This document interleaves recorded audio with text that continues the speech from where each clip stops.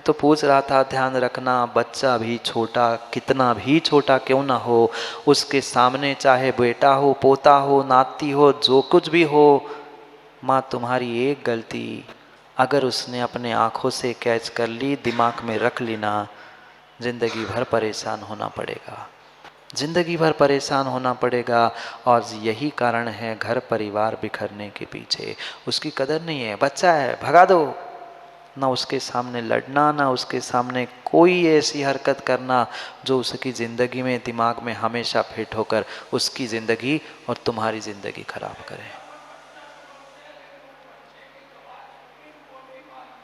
Supreme court माने बड़कुल जी, नहीं माने कर्म तो सबकी मानते हैं। हकीकत यही है। वही तो, गलती किससे नहीं होती बड़कुल जी, ये व्यक्ति समझ नहीं पाता, ये समझ नहीं पाता। माँ, गलती बचपन में नहीं होती। बड़कुल जी बहुत अच्छे से सुनना, सबसे कह देना, गलती बचपन में नहीं होती, बचपन में भी बचपने से होती है।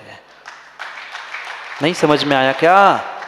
गलती बचपन में नहीं होती। बच्चा एक बार गलती ना भी करे, ठीक है, गलती कर लिया, बच्चा भी है, पर बचपन में गलती नहीं होती, बचपने से गलती होती है। भले ही वो 55 का 85 का क्यों ना हो, जिसके पास बचपना है वो गलती के अलावा और कुछ कर नहीं सकता। बच्चे की गलती और बड़ों की गलती में अंतर नहीं होता क्या? बोलो ना, क्यों क्यों अंतर है? गलती तो एक सी है, क्या कोर्ट में सजा एक सी मिलती है? नहीं मिलती, नहीं मिलती, नहीं मिलती, नहीं मिलती। कोर्ट में भी सजा एक सी नहीं होती, कर्मों की भी सजा ज्ञानियों एक सी नहीं होती, नहीं होती, नहीं होती। सोच समझकर हमें अपना जीवन, हमें अपना व्यावहारिक जीवन भी जीना है। यहाँ तो पारमार्थिक जीवन कह रहे हैं, पारमार्थिक जीवन तक ही पहुँचना है, पर पहले हम व्यावहारिक जीवन तो संभाले, तभी तो कभी पारमार्थिक जीवन के बारे में सुन सकते, समझ सकते हैं और आत्मसात कर सकते हैं। करना यही है हमें, ये घर परिवार संबंध, इनका सबका मोह भी छोड़ना है। पर कब? पर कब? पहले उनके साथ अच्छे से बर्ताव करते हुए उनको अपना सगा, अपना मित्र बनाना तो सीखो, नहीं तो अगर कमर जैसा शत्रु बन गया ना, मैंने कल भी कहा था ज्ञानियों, पारसनाथ जैसी शक्ति आज नहीं है। पारसनाथ जैसी शक्ति आज हम में किसी में नहीं है। हम पहले उस बने हुए कमठ से क्षमा मांग ले, क्षमा याचना कर ले, उसे क्षमा करे, तब अगली स्टेशन पे, मतलब अगली पर्याय में जाने का प्रयास करे तो अच्छा है। नहीं तो वो जैसा रोड पे भागते हुए श्वान दौड़ता है ना, फिर वैसे ही दौड़ के कब पहुंचेगा और कब काट लेगा, कोई भरोसा नहीं है, कोई भरोसा नहीं है। मैं पुनः कह रहा हूँ, ज़िंदगी मुझे ज्ञानियों अपने लिए नहीं जीनी है, मुझे अपनी ज़िंदगी अपने लिए जीते जीते उस जीने को जीना बनाना है। मंजिल पे पहुँचे हुए हर कोई देख लेते हैं, पर वह मंजिल तक पहुँचा कैसे है, ये भी तो हम समझे। जो उन्होंने आज पाया है, वह पाने से पहले उन्होंने क्या संघर्ष, क्या मेहनत, क्या पुरुषार्थ किया है, ये भी तो समझे कि खोए बिना उन्होंने पाया क्या। हम खोना चाहते नहीं हैं, हम घर परिवार को छोड़कर साधना तपस्या करना चाहते नहीं हैं। थोड़ा सा हमारा मोह कम नहीं हो रहा, राग कम नहीं हो पा रहा है, फिर जिन्होंने अच्छा किया है उनके बारे में हम गलत सोचकर अपने आप को अच्छा साबित कैसे कर सकते हैं? नहीं होगा। श्लोक पढ़ना है 24 नंबर का। मैं बाहर की कोई बात नहीं करता हूँ, वहाँ जो लिखा है ना, गाथा पढ़ने पर समझ में आ जाएगा कि क्या कह रहे हैं आज देवसेन स्वामी। एक अक्षर बाहर का एक अक्षर बाहर का नहीं है। पहले पढ़ते हैं, आपके सामने लिखा है 24 नंबर का श्लोक, पढ़ते हैं, फिर विचार करते हैं कि परमार्थ और व्यवहार हमें कब कहाँ क्या छोड़ते हुए क्या पाना है पढ़ते हैं। छंडिये गिहिवावारो विमुख बुताई शरण संबंधो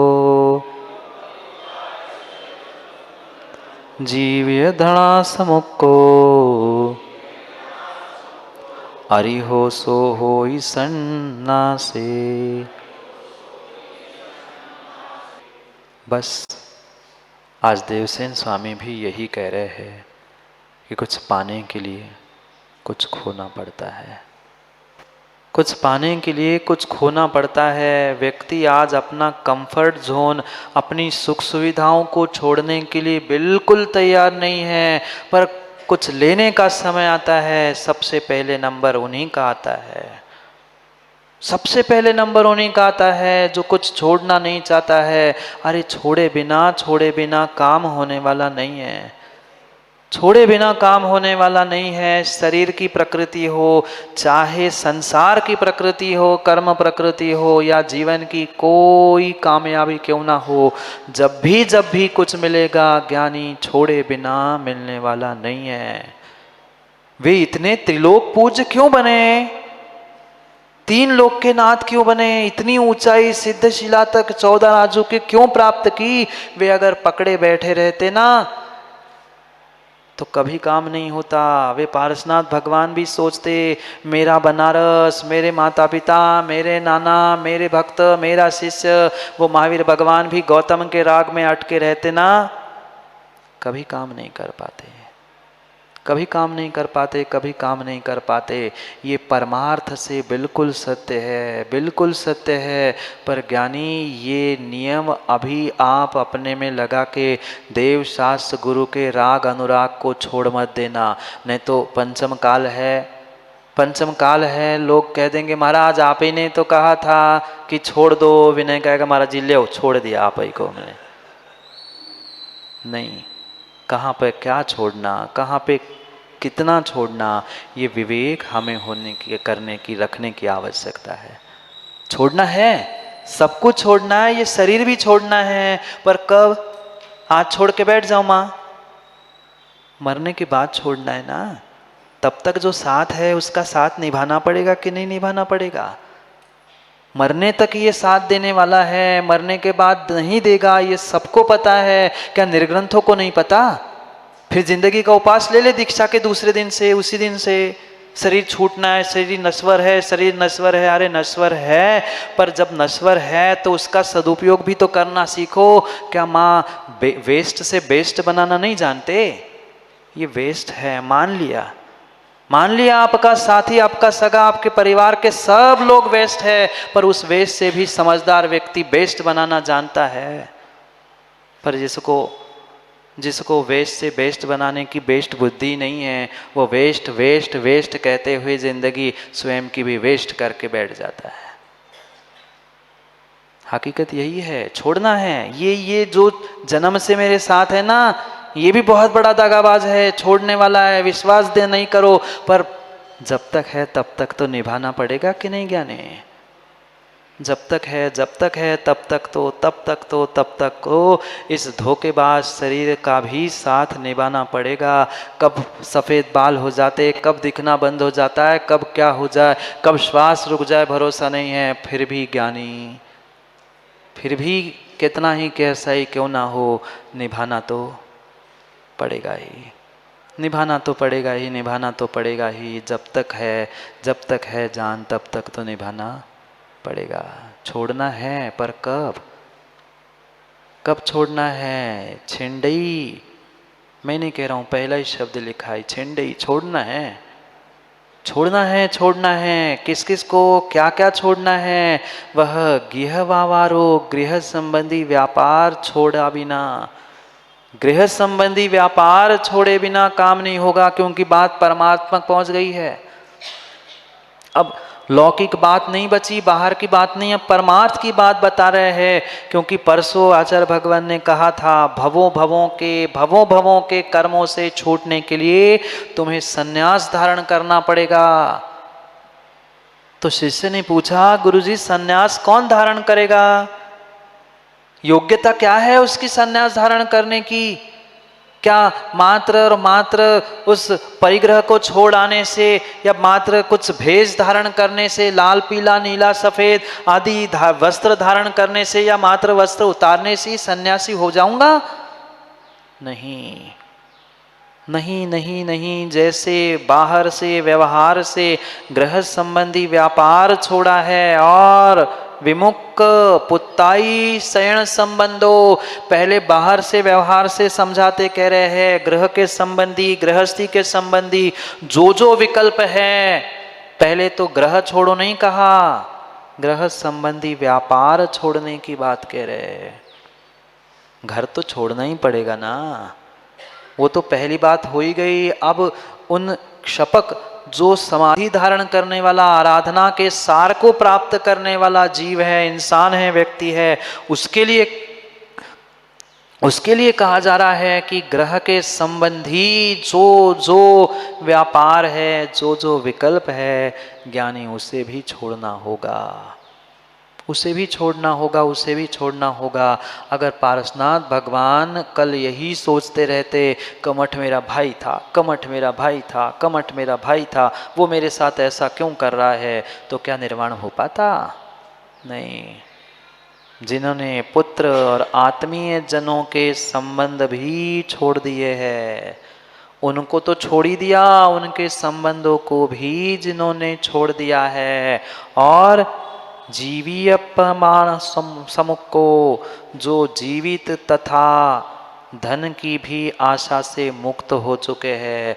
मैं और जीना चाहता हूँ, मैं और जीना चाहता हूँ, मैं और जीना चाहता हूँ। वो जीवित आशंसा है, जीने की आकांक्षा है, वह थोड़ा सा कष्ट आता है, थोड़ी सी परेशानी आती है तो ही कुछ कह जाता है, तो इंसान आज का कहता है इससे अच्छा तो मैं, कभी मत कहना माँ, कभी मत कहना पंचेंद्रिय जीव की हिंसा का पाप लग जाएगा। अगर आपने कभी मन में ऐसा सोचा भी है तो आत्महत्या कर पाओ नहीं कर पाओ, आत्महत्या करने वाला तो घोर पापी है ही, पर अपने आप के लिए भी ये सोचने वाला इससे अच्छा तो मैं ये पर्याय, ये सब कुछ छोड़ देता। नहीं, तुम छोड़ पा नहीं रहे हो, पर सोच सोच के, कह कह के, विचार कर कर के, क्या पाप का असर नहीं होगा क्या? मन में नहीं आता ना विचार, कह नहीं पाते बात अलग है, पर कई बार जिंदगी में ऐसा भाव, ऐसे विचार आते, इससे अच्छे तो मत कहो, मत करना विचार, मत करना विचार। मरने से पहले पर्याय छोड़ नहीं सकते। जब जिसका जो समय आएगा वैसा होगा। हम अभी से सोच के क्यों पाप लाद रहे हैं? क्या पंचेंद्रिय जीव को मारने की हम भाव नहीं कर रहे? पाप नहीं लगेगा? लगेगा, बराबर बराबर बराबर पाप लगेगा। मत सोचो, मत सोचो। जो भी अच्छा बुरा हो रहा है, जो भी अच्छा बुरा हो रहा है, पूर्ण रूप से मेरी मेरी स्वयं की करतुती कर्मों का ही फल मिल रहा है। हम दूसरों को क्यों कोसे, क्यों कोसे?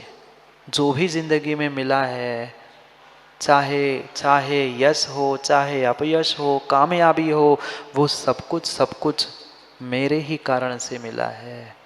निमित्त निमित्त हो सकते हैं, निमित्त निमित्त हो सकते हैं, पर करने वाला कर्ता, भोगने वाला भोक्ता मैं स्वयं हूँ, मैं स्वयं हूँ। आज अगर शांति से नहीं भोगूंगा ना, आने वाले समय में पुनः पुनः पुनः वही मिलता रहेगा। गजब की बात कह रहे हैं। जीवित आकांक्षा और धन, इन दोनों की भी आशाओं से मुक्त, जीवन से मुक्त नहीं कहा, शरीर से मुक्त नहीं कहा। मैं और 50 वर्ष जी लूता, मैं और 200 वर्ष जी लेता, मैं 1 घंटा और जी लेता, ये जो आशा है ना, ये आशा से मुक्त कहा है, वह जीवन से, शरीर से मुक्त नहीं कहा। क्योंकि मरने के पहले शरीर छूटने वाला नहीं है। शरीर छोड़ने के लिए नहीं कह रहे, पर शरीर में जीने की जो आकांक्षा है, इच्छा है, मैं ऐसा जी लूँ, मैं ऐसा जी लूँ, मैं ऐसा जी लूँ, ये आशा से मुक्त होता है। वही अरिहो सो होई सन्यासे, वही सन्यास को धारण करने के लिए अर्ह है। अर्ह यानी योग्य है, वही सन्यास धारण करने के लिए योग्य है। क्योंकि कल विषय, परसों विषय चल रहा था कि सन्यास धारण करने पर ही वह आराधनाओं का उत्कृष्ट फल, जो पूर्व संचित कर्म है उनकी निर्जरारूप प्राप्त होने वाला है। पर उसके लिए सन्यासी कौन बनेगा?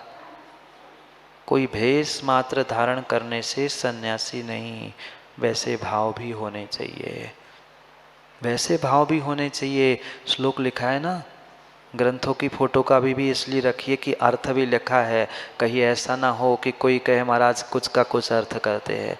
जो लिखा है वही अर्थ है, एक शब्द भी इधर नहीं। अंतर इतना है, ये परमार्थ से कह रहे हैं, मैं व्यवहार से लेकर तुम्हें परमार्थ तक पहुंचा रहा हूँ। क्योंकि बच्चे को पहले ही दिन माँ बाटी खिला दो तो नहीं पचती, नहीं पचती। पहले 2 बूंद दूध, फिर 4 बूंद, फिर 6 बूंद, फिर दाल का पानी, चावल का पानी करते करते करते जब जवान होता है तब वह बादाम का हलवा भी खाता है मुकेश जी। पर पहले दिन उससे बादाम भी चटाई नहीं जाती। यही स्थिति है, यही स्थिति है। सामने वाले को देखकर भोजन जब परोसा जाता है, ज्ञान भी परोसने की बात आचार्यों ने ऐसी कही है, सामने वाला देखकर ही परोसा जाता है। क्यों गहन कर? सामने वाले को क्या सुनाया जाता है? जो मुझे पसंद है कि मात्र उसे पसंद है। चाहे तुम्हें सामने वाले को कितना ही सुनील सर कुछ पसंद क्यों ना हो, पर समा माहौल देखकर ही गाना सुनाया जाता है। ये ज़िंदगी का गाना है, ये ज़िंदगी का गाना है, ये माहौल देखकर ही सुनाया जाता है। समय हो गया है घर के गाने सुनने के, जाओ घर की कहानी और घर के गाने रोने सुनने का समय हो गया। क्या करो, समय किसी के लिए, समय किसी के लिए नहीं रुकता, समय किसी के लिए नहीं रुकता। इतना इतना इतना माँ समझ लो, कुछ खोना कुछ पाना, कुछ खोकर पाना और माँ कुछ पाकर खोना, यही ज़िंदगी है। कुछ खोकर पाना और कुछ पाकर खोना, यही ज़िंदगी है। और जो इस ज़िंदगी को जानता है, खोना और पाना जानता है, वही अपनी ज़िंदगी को जीना बनाता है। पिछली सीढ़ी खोनी पड़ती है तभी अगली सीढ़ी पाती है। वह छोड़कर पुनः अगली करते हुए हमें जीवन को जीना बनाते हुए मंजिल तक पहुंचने का प्रयास करना है। समय पर, समय की बात के लिए पुनः समय पे मिलते हैं, क्योंकि समय पे किया गया काम समय को दिलाता है। बोली भगवान महावीर स्वामी की।